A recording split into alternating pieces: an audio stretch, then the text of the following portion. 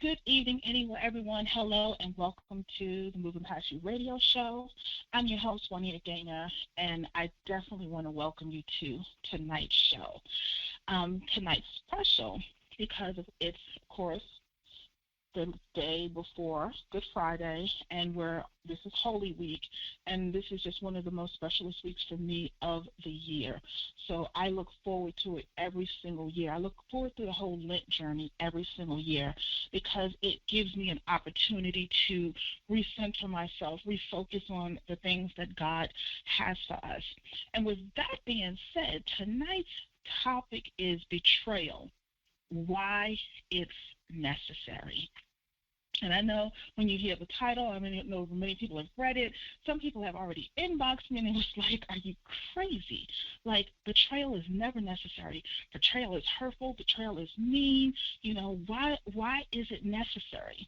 We are really going to deep dive into that on this evening because if you think about betrayal, it's a form of hurt, and it always helps propel you until the next thing that you need to do. But before we go deep dive into that, let's open up in prayer. Dear Heavenly Father, we pray that the desires of our heart leads us to a happy and fulfilling life. We pray that we are free of tendencies and habits that do not contribute to our well-being. Dear God, we ask you to give us the strength needed to put aside unwanted habits and tendencies. As we pray, we affirm the truth of overcoming of God's Spirit within us. We feel strong and stable. We become a master of our thoughts, feelings, and actions. We accept the heritage of complete freedom over our former selves. Dear God, with your help, we will be able to live in freedom and in accordance with our best self. We thank you, we love you, and we ask this in your Son's precious holy name. Amen. So let's really get, crunk with this. Now, when I think about scriptures and what is one of my favorite scriptures, and it spoke really well to when you're talking about betrayal. And we talk about it all the time, but it's really very necessary with this one so that you can overcome betrayal. And that is Ephesians, the 6th chapter, the 10th through the 18th verse.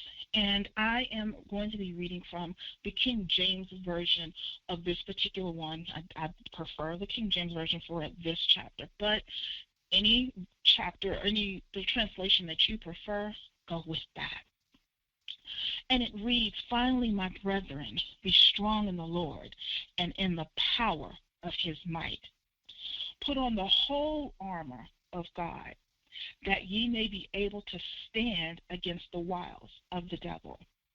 For we wrestle not against flesh and blood, but against principalities, against powers, against the rulers of darkness of this world, against spiritual wickedness in high places.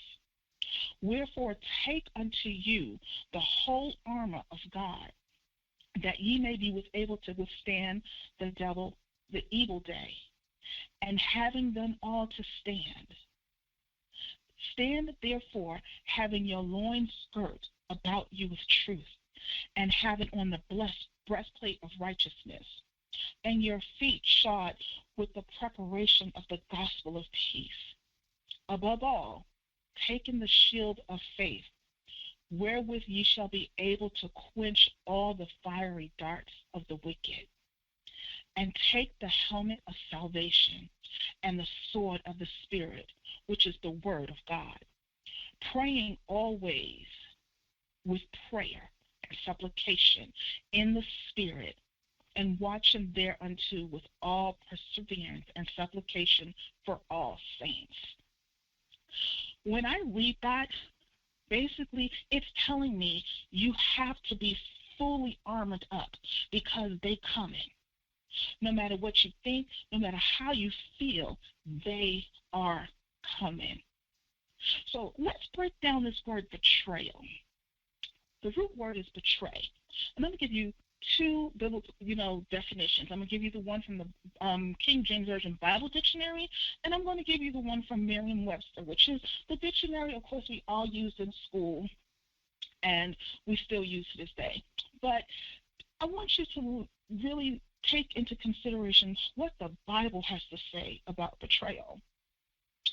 It says to deliver into the hands of an enemy by treachery or fraud, to violate by fraud or unfaithfulness, to violate confidence by disclosing a secret or that which was entrusted to you, to disclose or permit to appear what was intended to be kept secret, or basically it would have never been revealed had somebody not said anything. To show, to discover, or to indicate that which is not obvious at first view. To fail or to deceive. That is what the King James Bible Dictionary defines betray. And in Merriam-Webster, they have a couple close. It says considered a transitive verb. It says to lead astray, to deliver to an enemy by treachery, to fail or desert, especially in a time of need, to reveal unintentionally, to disclose in violation of confidence. Now, there's a lot of times when we think about betrayal, and the ones we really think about the most are when someone is not there for us in our most and ultimate time of need, or somebody, what they say, they had a slip of the tongue. Like, they really didn't mean to say what you told them in confidence, but they were in a conversation. It was good. 9 times out of 10, they may have had a few drinks, and they was just partying, and it just completely came out. It wasn't intentional. Yes. If you've said, I have been betrayed, everyone has uttered these words once, twice, a couple of times in their lives. You know, especially if you've been a leader in the body of Christ for any extended period of time, you have experienced a major betrayal from someone close to you. You know, the Bible makes it clear that if we follow Christ, we will experience rejection and suffering. And we know the betrayal of Jesus himself. You know, if there was a binding contract to sign before entering ministry, and for most of those that have followed the ministry, that grew up in ministry like I did, you know, if we had to sign a contract when we, you know, said, you know what, Lord, I'm doing this, I'm walking into this, let's go. This is what the fine print would say. It would say, the undersigned acknowledges that the ministry may be hazardous and subject the undersigned to the expressions of animosity, including but not limited to calumny, slander, misrepresentation, and betrayal. Now, we're not joking. You know, being betrayed is painful.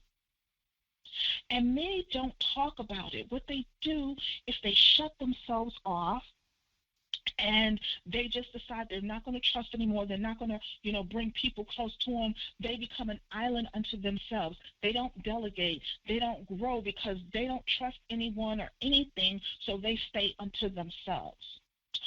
Or for those who do open up, that's all they can talk about is that betrayal.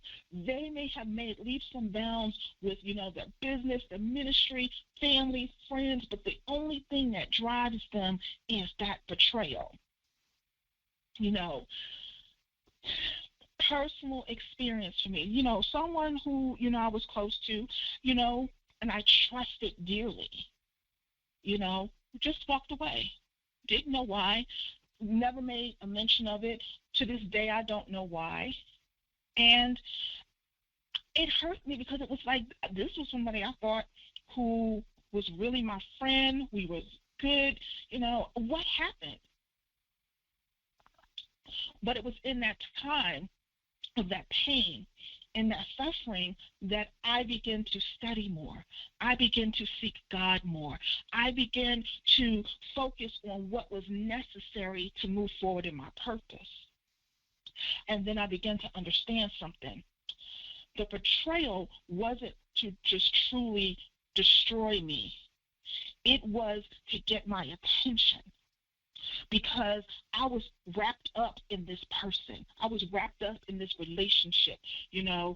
If they didn't want to do something, I didn't do it. If they didn't want to go somewhere, I didn't want to go nowhere. It was all about making sure they were good and everything was, ace boom coon, and I was ignoring my call and my purpose. So therefore, as I began to grow and to transform and to understand that I wanted things differently, that's not what that person wanted. And so therefore, they walked away.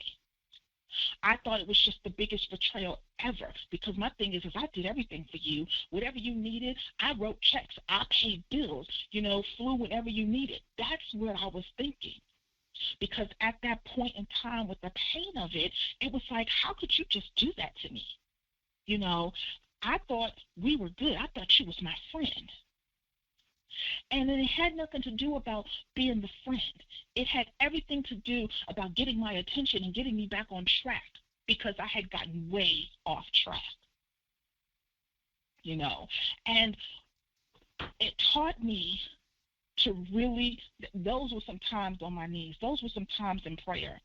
I went back to prayer like never before, because it was a lot of nights crying. It was a lot of nights hurting, because it was just like, why does everyone, tend to walk away from me or turn their back on me? And I've done everything for them, and I've given them my all, and I love them, and whatever they needed, I've always been there. But in my time of need, or in any time I feel that I need something or need that same, thought and feeling reciprocated, it's not done. And the Holy Spirit was like, you are dependent on them and not me. Again, I was dependent on man to do what only God could do. Plain and simple. Didn't matter at all. I was depending on man. And so as I was depending on man, I was understanding and learning the failings of man. And I had to deal with that all the way.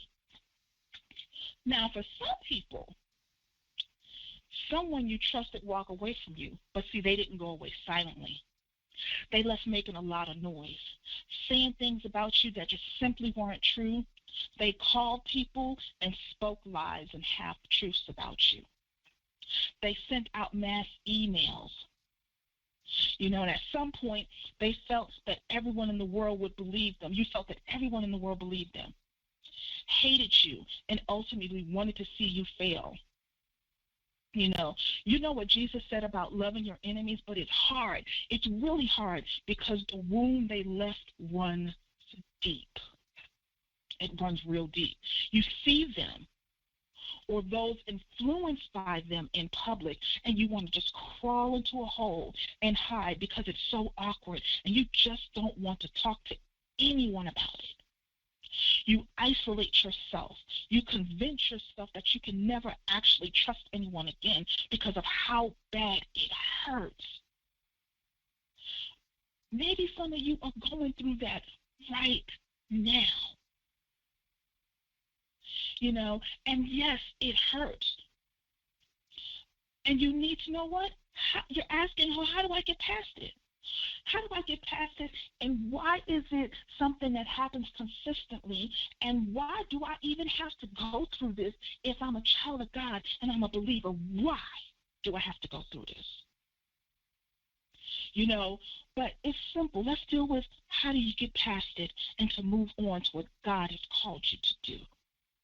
It's pretty simple. We're giving the greatest model. It was the way Jesus handled his betrayal. You think about it. Judas was one of the 12. He was close to Jesus. He heard his words. He witnessed the miracles. He walked with him. He ate with him. He communed with him. And he still chose to walk away. Now, but this is what Jesus did. He didn't allow the betrayal of Judas to sideline his ministry. actually, Judas's betrayal served Jesus in a way that it enhanced his ministry. Because if you want to really think about it, without the betrayal, there would have been no crucifixion. And without the crucifixion, there would be no resurrection.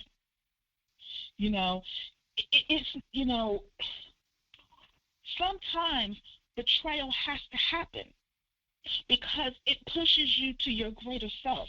It pushes you to the point where you are completely and wholly and totally reliant on the Father.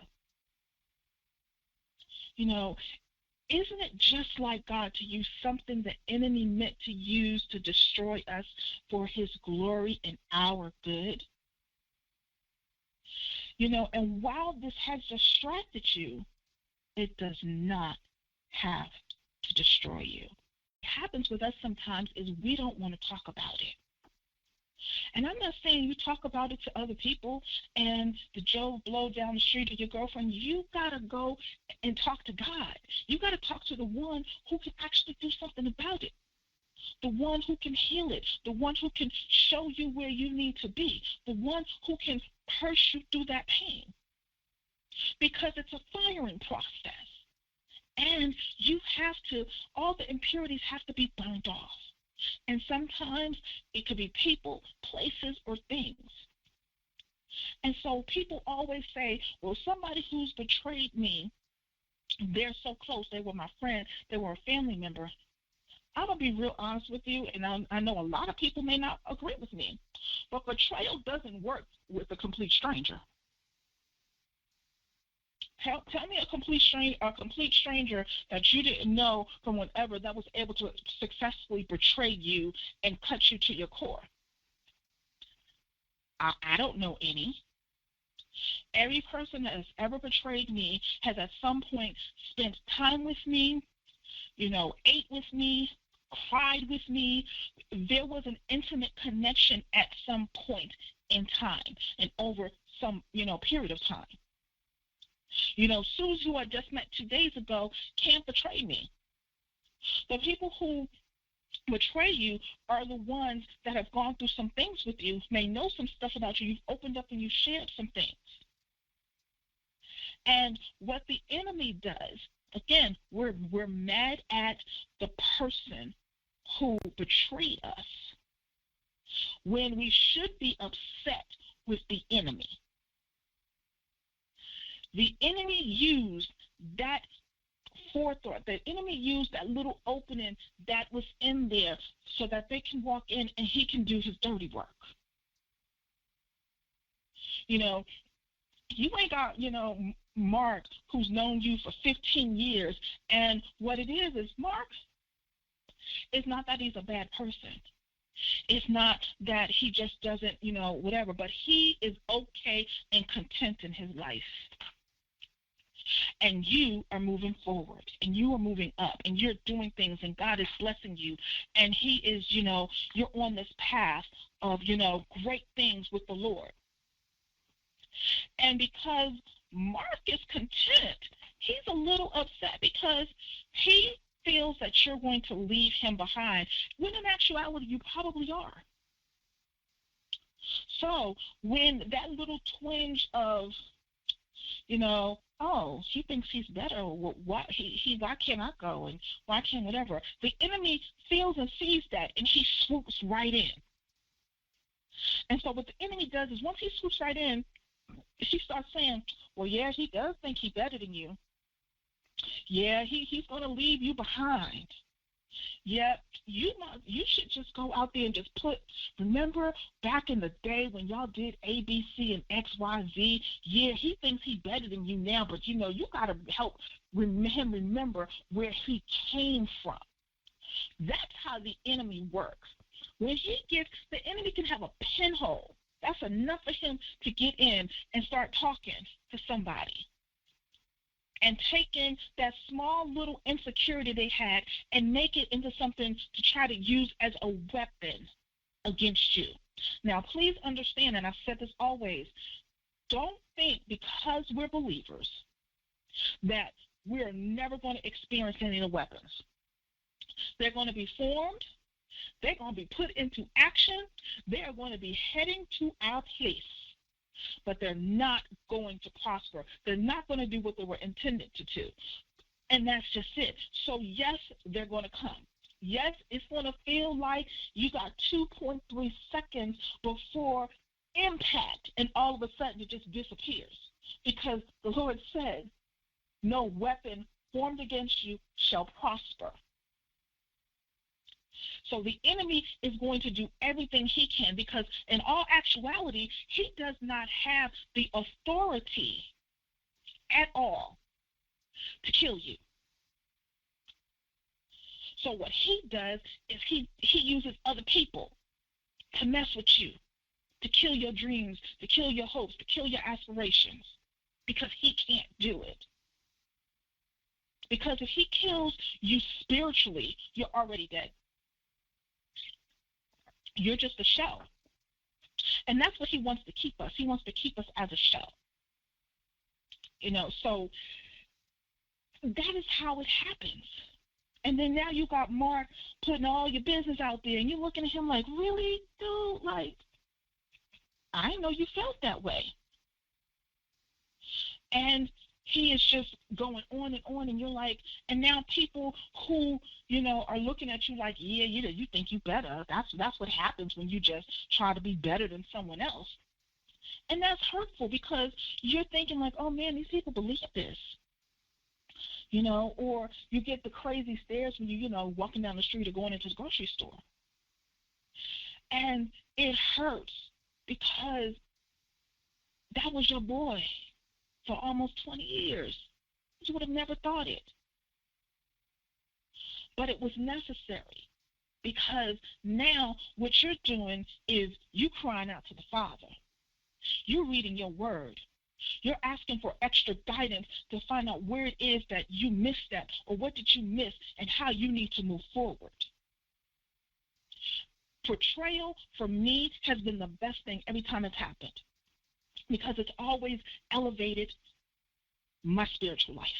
It's elevated my study. It's elevated my prayer. It's elevated my walk. So betrayal, not that I say that I welcome it, but it's like, bring it on. Because whatever you think you got planned, God's got other things planned even better. So bring it on. So just know that if you're in leadership in any capacity, and I mean, it could be, you're over the PTA, you are over Sunday school, you're over the little, neighborhood watch. You're in any type of leadership, small or large, betrayal will happen.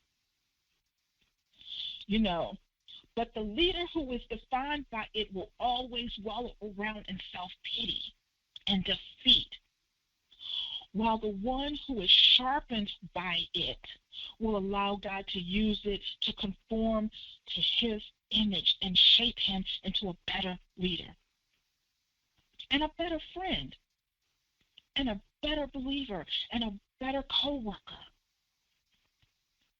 and a better worker. Because even though you may work what you said, well, I'm not a manager, I just have colleagues, you're still a leader amongst the people, your peers. And how you carry yourself, how you execute, people still look up to what you're doing. So you're still a leader. If he brought you to it, he will lead you through it. Don't give up on God or the people he has called you to serve. Stay the course. Like, life is too short. Life is too short and hell is too hot to allow for, the discouragement to turn into defeat. Like, I'm in Georgia, and I don't like the sweat, and I don't like to be hot. So therefore, if I don't like to be hot now, I don't want to go to a place where it's going to be hot all the time. That's just not what I'm looking to do in this part of my life. I'm good with that. We can leave it alone.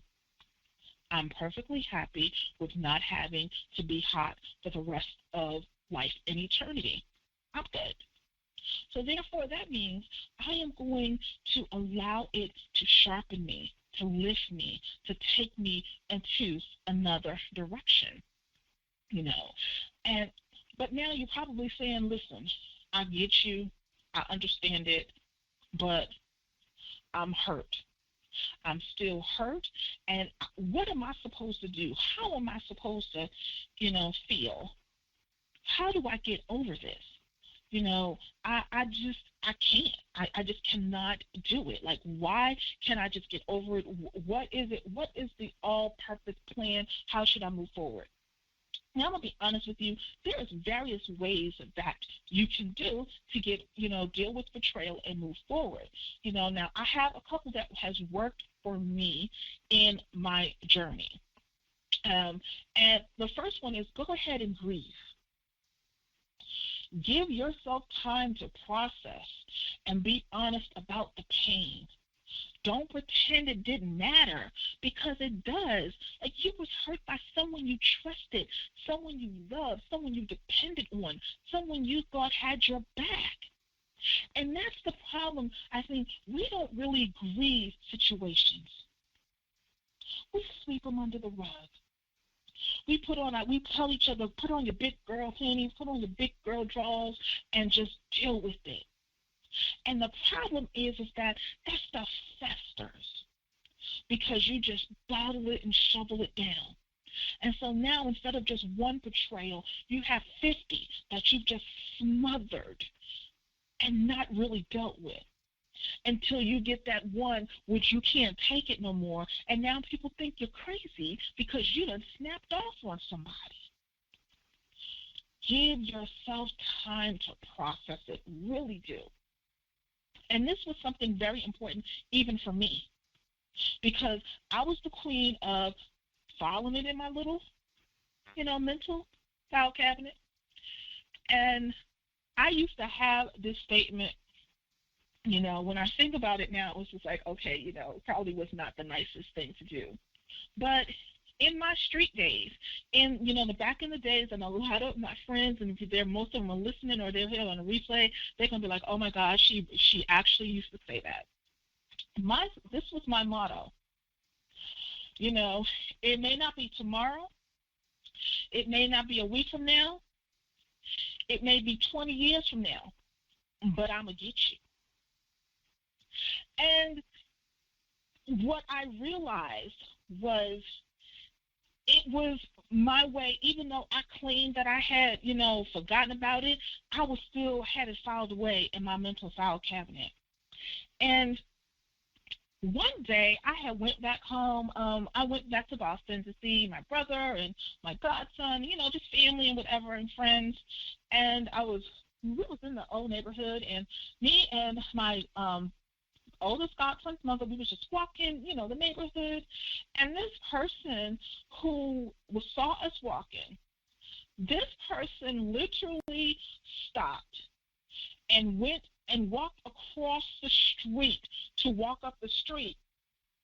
And I didn't think anything of it.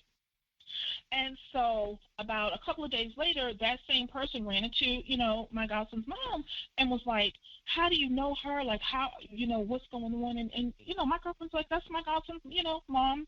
We've been friends for over 20 years. And she began to tell the incident that happened with me and her. Oh my goodness, like we was like late teens. But it wasn't that incident. It was my words. It was the fact that I said, I may not get you today or tomorrow or 20, it may be 20 years from now, but I'll get you. And so when my godson's mother told me that, I was like, wow. And that is when I began to understand the power of my words. There were so many people I had said that to that may be living in fear or thinking that I'm going to come back at them, and I don't even know who these people are anymore. I've long forgotten it, but they hadn't. And I remember it was at revival, and I literally went early, and I had to go to the altar, and I had to pray not only for forgiveness, but I had to ask God to calm their minds and calm their nerves and give them peace, that I was never going to do anything to them. I needed them to have that peace, because who knows whose lives I've messed up with my words. So I stopped holding on to things and keeping them forever, because what it is, it damages other people. Not only just yourself, it damages other people. So now what you do is you take the time to go through and process what has happened. Feel the pain, experience the pain. Sometimes you may have to rest in it a little bit, but go through it so that you can fully get rid of it and not hold on to it and not only hurt yourself but hurt somebody else. The second one that a part of this process of dealing with betrayal is forgive. This has always been a stumbling block. And it's not only just for me. I know for many of you listening this evening or who listen later, forgiveness is the hardest thing. One of everyone's favorite phrases, I'll forgive you, but I won't forget. Now, in some instances, forgetting may be hard, depending on the level of the betrayal of what happened, whether it was physical. There's a lot of things that fall into that. And so there's going to be times where you can't forget. But I'm talking about the ones where you're just refusing to, forgive somebody over a minor infraction, or you're just holding a grudge because you want to hold a grudge because you want that person to feel your pain. But see, as much as it hurts,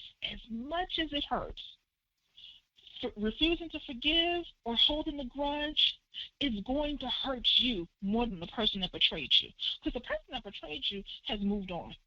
They're not even thinking about it. They think, unfortunately, that what they've done has served them. And, if they're not a believer, the enemy has blessed them nicely because, he feels that they've done what he needed them to do, not realizing that the God you serve is awesome and that your bounce back ability is amazing.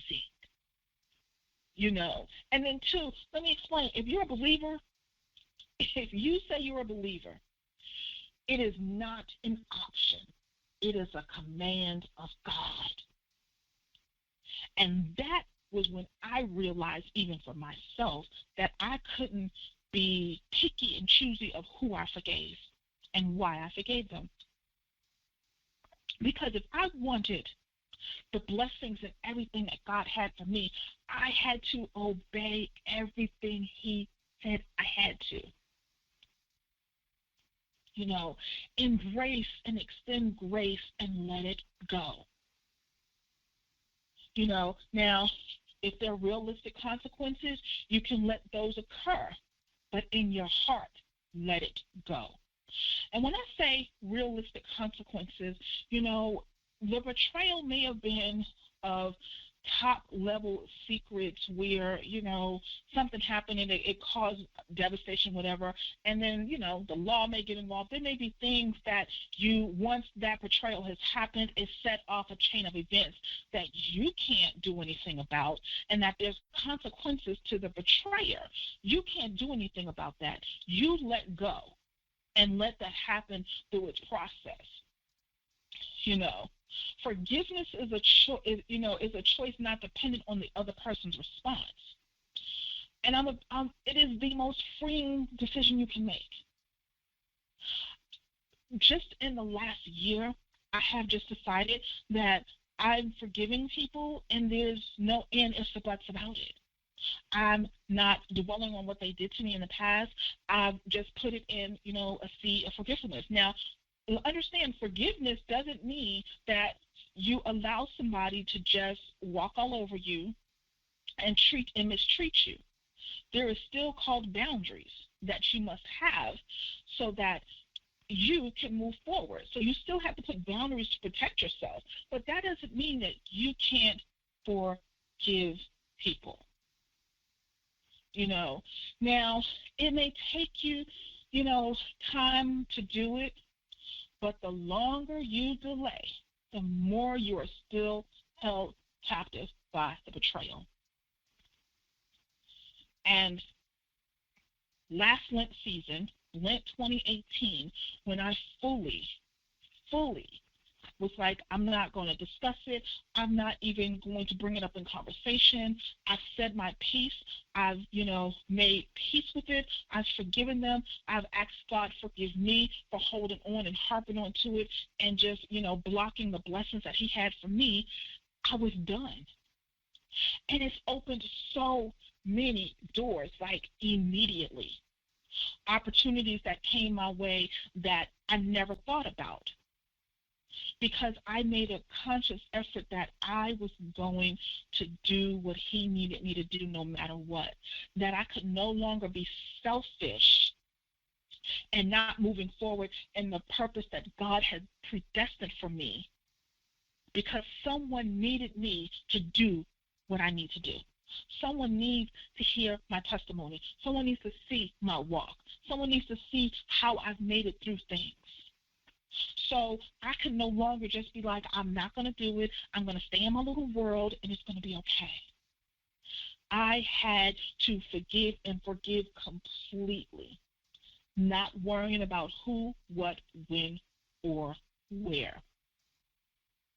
Now, once you've gone through the grieving process, and then once you've gone through the forgiving process, now is the time to just analyze. It's a good time at the time of betrayal to consider what went wrong. Was it an error in our judgment? Do you need stricter guidelines for yourself and for those you lead? Would it have happened regardless?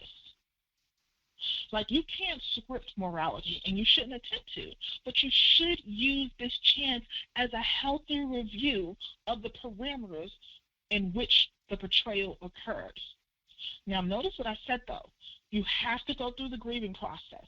You cannot still be in pain and upset and hurt and trying to analyze what went wrong.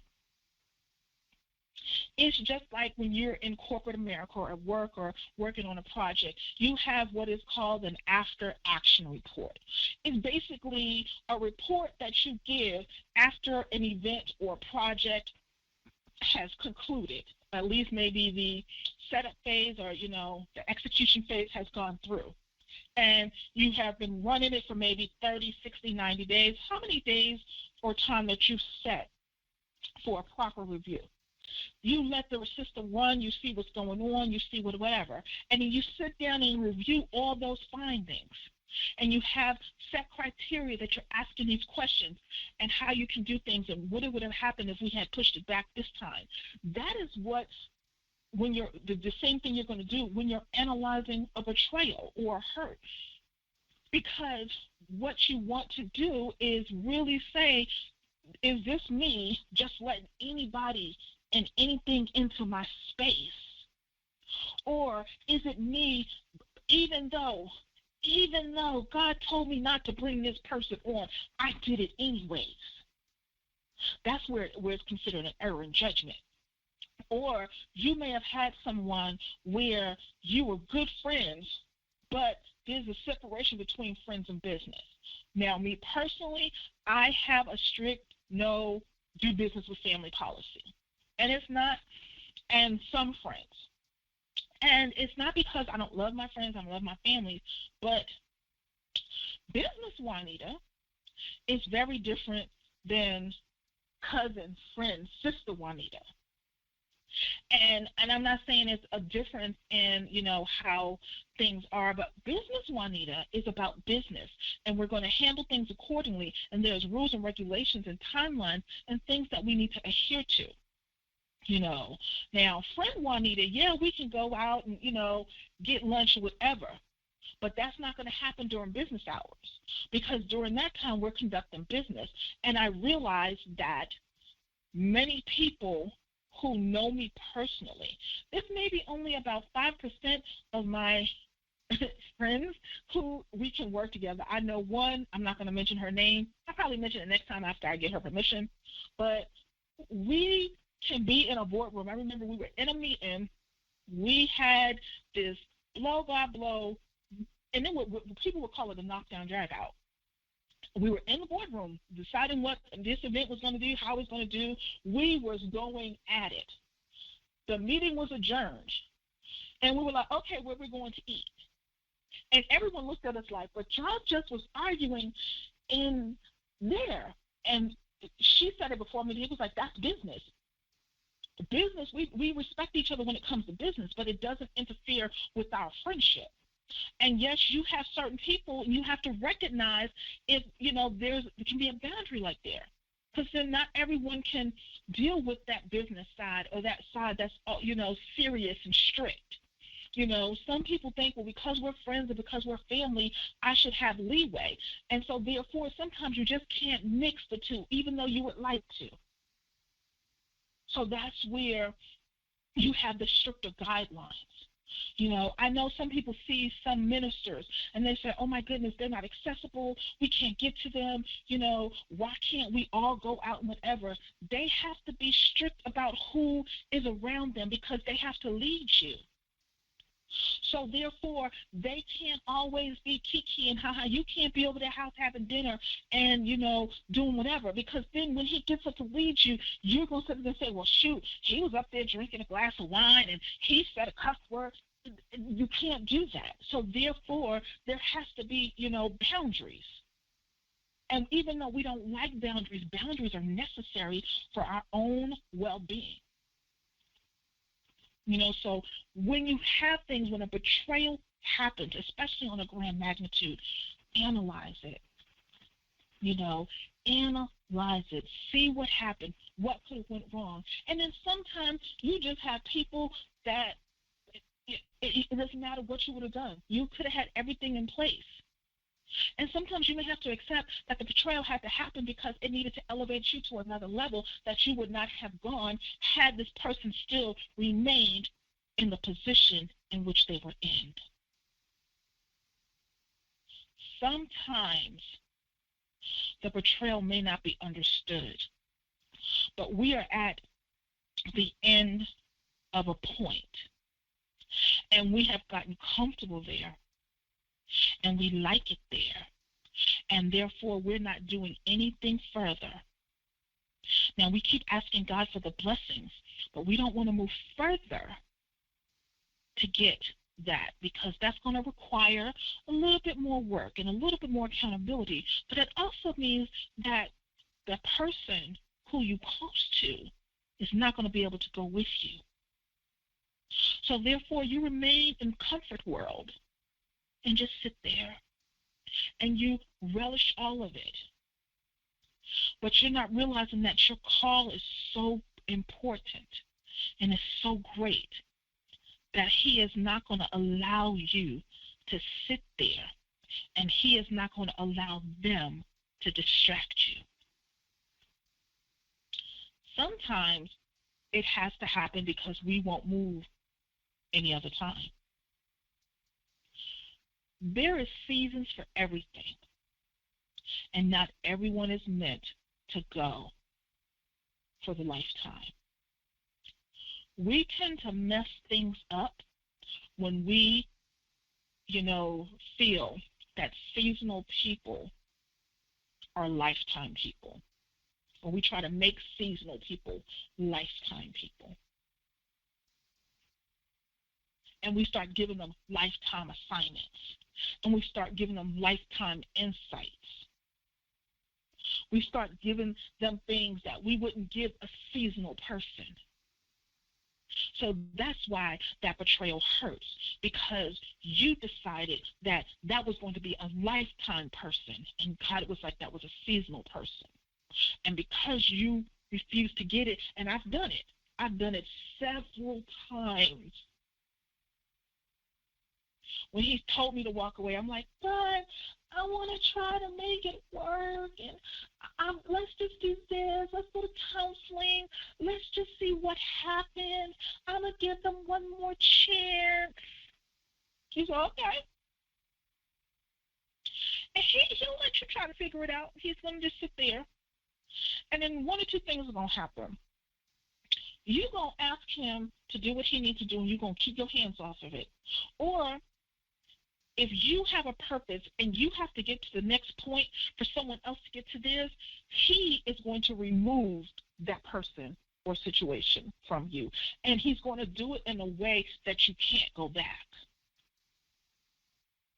All of my major betrayals are situations that I can't go back to.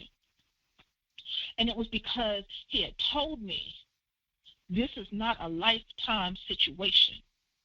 Walk away. And I decided to ignore him. So he made it where there was no going back. So sometimes we also have to look at what our role is in the betrayal. Again, you have some betrayal that just happened because it's a part of your overall growth and here. But then there's some that happened that could have been prevented had we been obedient, had we stayed where we supposed to be. Absolutely. So analyze that. And then once you analyze and you have it all written out, talk to God.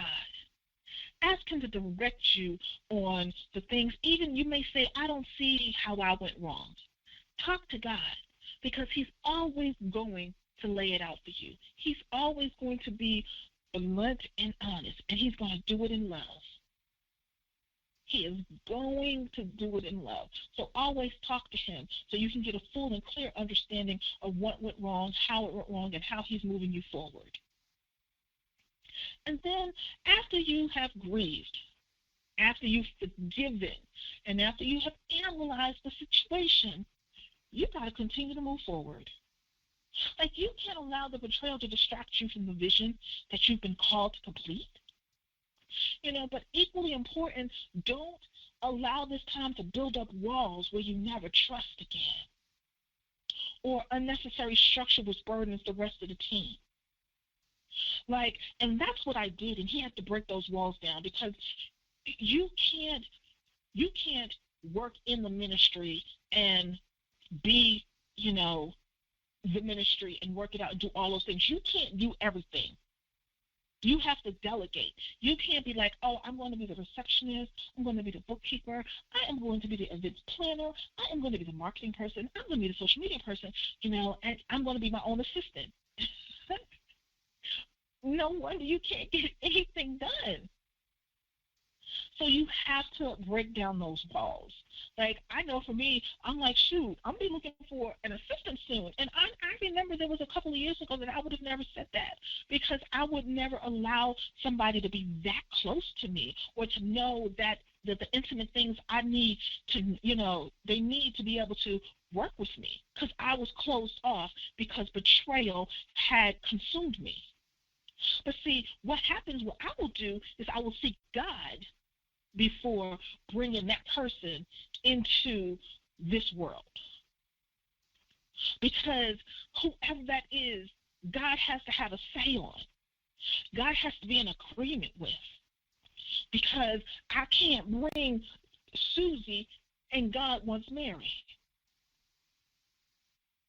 Because if I bring Susie and I go against what God says, that's going to be trouble. So there will always be betrayers as long as there are people. Always, always. Jesus had them. They show up unexpectedly at times, and if you read in Acts, they replace the 12th person again. Now, mind you, remember, there's the original 12. Judas was like, I'm out. I'm going to get some money. Yeah, he over there. I ain't doing this no more. They didn't miss a beat. He was replaced. And they moved forward despite the betrayal, despite it and in spite of it. Eventually you're going to have to take the risk on people again. It's the only way, to be able to live and lead in a healthy way.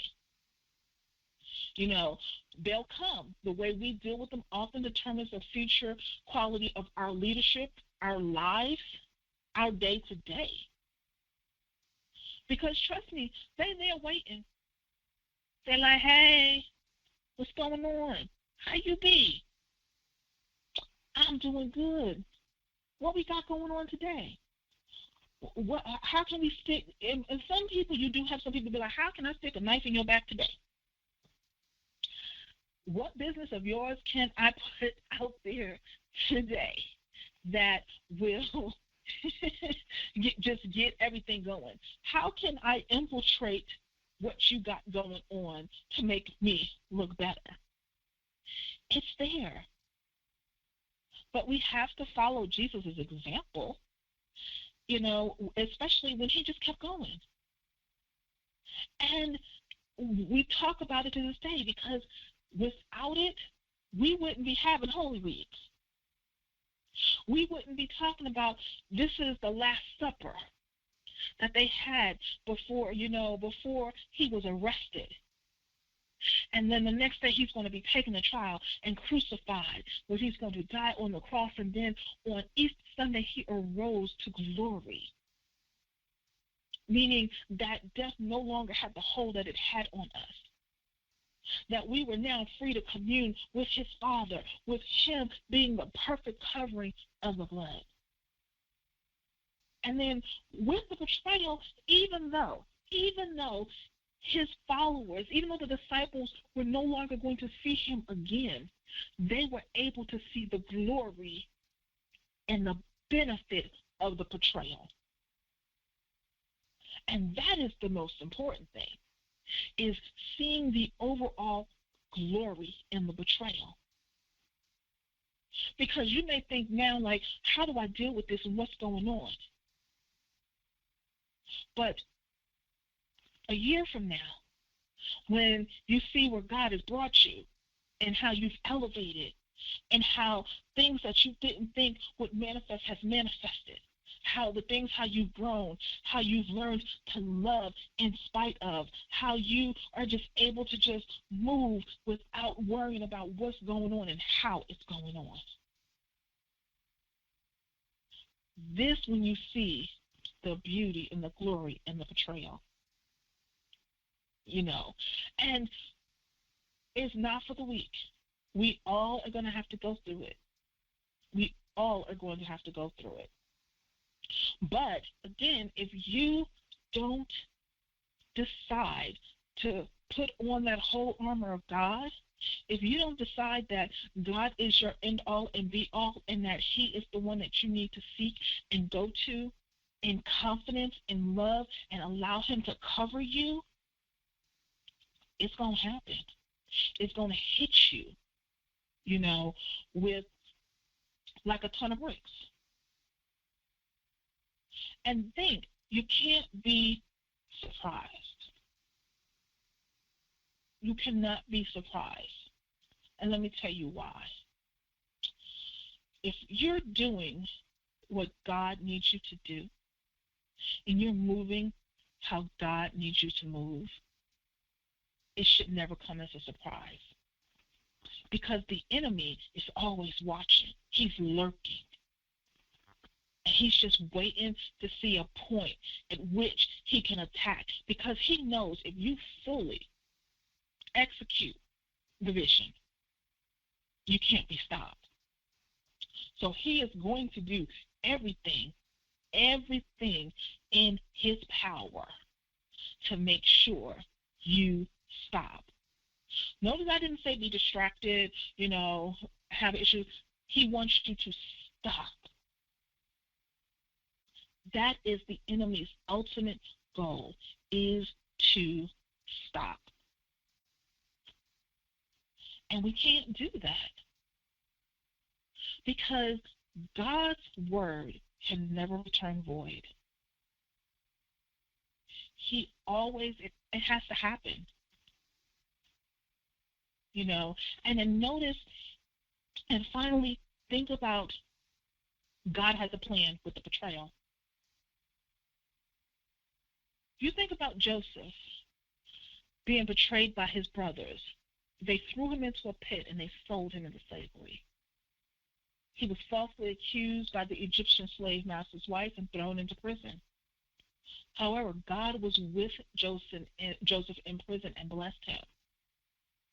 And after his release from prison, he became the top leader in Egypt next to Pharaoh and was able to keep his family alive during severe famine. Now think about this. If he had held on to that betrayal, if he didn't trust God with all his heart and love and forgive, when it came time to help his family, he'd have been like, nah, they did me dirty. I don't even want to be bothered with them. I ain't going to get them. They can die. That's what he could have said. But he was so wholeheartedly into God and what God needed from him, and he had believed that his call was great. The betrayal wasn't a surprise. He just didn't know by who it was going to be, but he knew it was going to happen.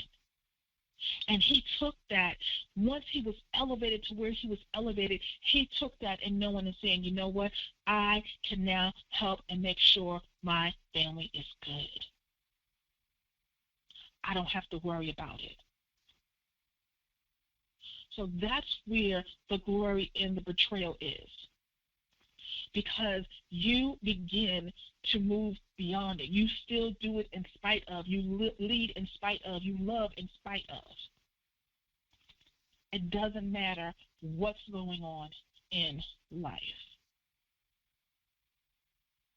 So when we're thinking about betrayal, sometimes embrace it. Because it's going to get you to the next level. It's going to take you to the next step. You know, if you haven't been betrayed by someone close to you, eventually you will. And our first response should be to cry out to Jesus, who loves us, pursues us, and intimately understands the reality of our betrayal. Because he does, because he experienced it, because he walked it, he knows the hurt. He knows the pain, and he is going to ultimately help you move past it. So cry out to him, seek him, because he will be the one that will be able to move you forward out of the betrayal. I want to thank you for listening to Moving Past You show this evening. Be sure to visit us on our Facebook page to join the conversation, to access show notes, and get fantastic bonus content. You can also subscribe to the show on iTunes and Spotify. Just search for Moving Past You. If you're on Facebook, you can also search for Praise Orlando Media Group, and you can hear replays on there as well. And as always, be kind in your words, in your thought, and in your deed. Thank you. Love you. Be blessed. And we'll see you next week at 7 p.m. Good evening.